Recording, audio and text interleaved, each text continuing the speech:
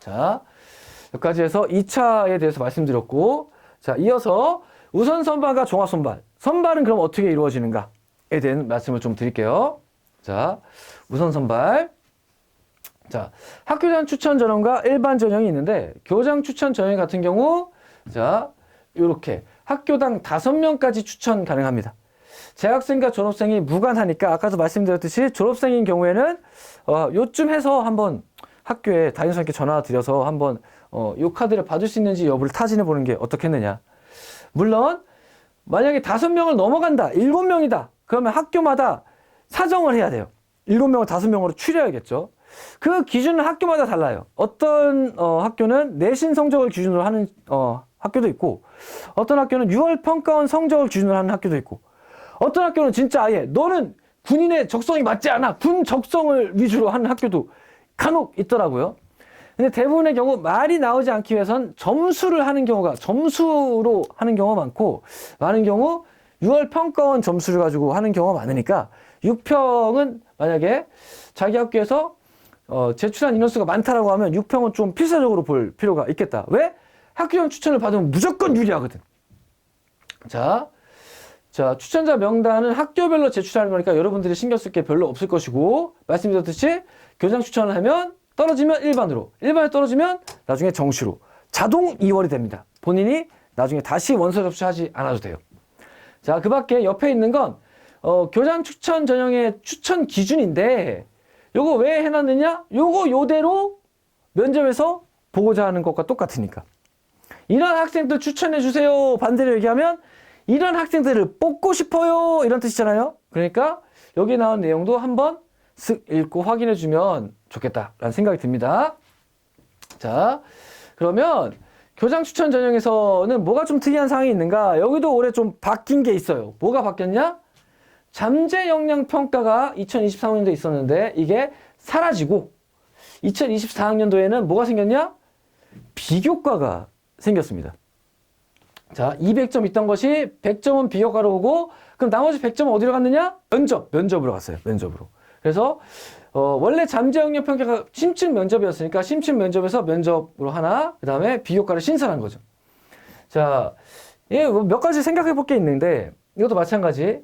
잠재 역량 평가라고 하는 것은 문제 해결력을 위주로 한 회사가 개발한 평가였는데, 이거는 어떤 공무원이나 기업체에서도 사람들 모아놓고 태스크 중심의, 문제 해결 중심의 평가를 해왔던 거를 회사식으로 해석해낸 게 잠재 역량 평가였어요.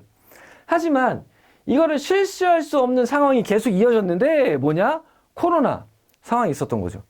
잠재 역량 평가를 한다고 거기다 점수를 배분해 놓긴 했는데 애들 모아놓고 그걸 뭐 활동을 시키지 못하니까, 실제로 대표적으로 잠재 역량 평가에서 했던 게 뭐냐? 블록 주고 그 블록 가지고 배를 만들어라. 그 배를 만드는 과정에서 누가 리딩을 하는지, 누가 따라오는지, 뭐 그런 거 만드는 과정을 따라해서 찍으면서 평가를 했던 게 잠재 역량 평가인데, 이제 그렇게 모여서 뭘 할 수 없는 상황이 된 거죠. 첫 번째, 코로나 때문에. 두 번째, AI 평가 때문에. AI 면접에 뭐가 있느냐? 문제 해결 능력을 측정하는 게임들이 있어요. 간단한 논리 게임들이 있단 말이죠. 혹은 어떤 상황을 주고 그 상황에서 자기가 연기하듯이 말하게 시키는 것들도 있고, 이런 것들이 뭐랑 비슷하냐?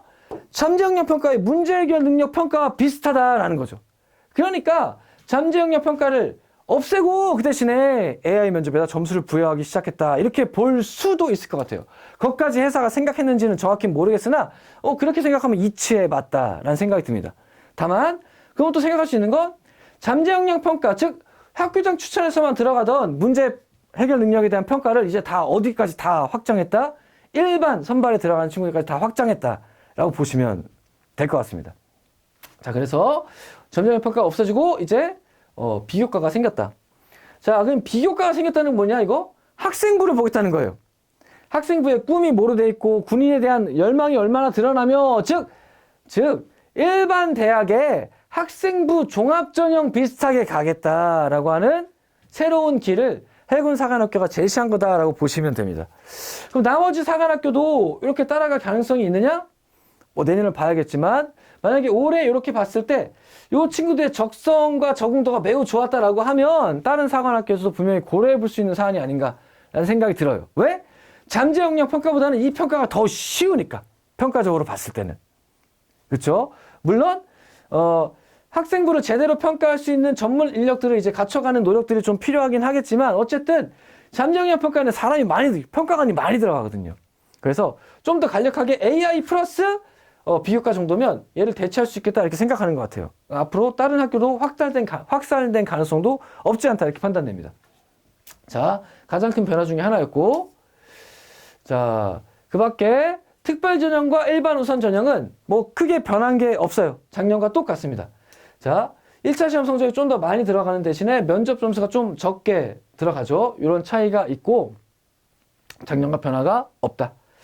자, 넘어가서, 자, 그러면 각 군의 우선 선발 전형들을 쭉 한번 표로 나열해 봤습니다. 혹시나 내가 해사를 써야 될지, 육사를 써야 될지, 혹은 공사를 써야 될지 고민하고 있는 친구들이 있다면 자기가 잘하는 걸 좀 더 많이 봐주는 학교로 쓰는 게 맞겠죠. 그쵸?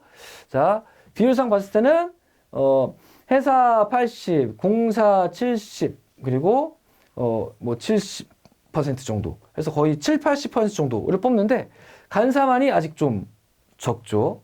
간사만이 비율이 좀 다른 것과 좀 다르고, 다른 데는 거의 유사하게 뽑고 있다. 자, 1차 시험에 성적이 들어가는지, 해사가 절대 적게 보는 편이 아니다라는 걸 알 수 있죠. 옛날에는 해사가 이거를 안 봤었어요. 학점도 안 보고 일반으로 좀 적게 봤었는데 좀 많이 늘렸다, 추세가. 그리고 면접의 점수는 올해는 공사가 면접의 점수 많이 늘렸고 해사 같은 경우에는 뭐 평균적이다, 면접 점수가. 그렇죠? 체력, 내신도 많이 보는 편은 아니다 라고 볼 수 있죠. 그렇죠? 내가 비슷한데 내신이 좋다. 그럼 내신을 많이 보는 공사나 간사가 더 유리할 것이고 이런 어떤 평가 요인들의 유불리를 내가 판단해 볼 수 있겠죠. 그 밖에 한국사, 가산점수까지 해서 뭐 1008점 만점 뭐 이렇게 전형이 구성되어 있습니다. 해관사관학교에서 많이 보는 건 어쨌든 1차 성적의 중요성이 생각보다 낮지 않다. 그리고 그 다음엔 면접이라고 보시면 될 것 같아요. 자, 여기까지 해서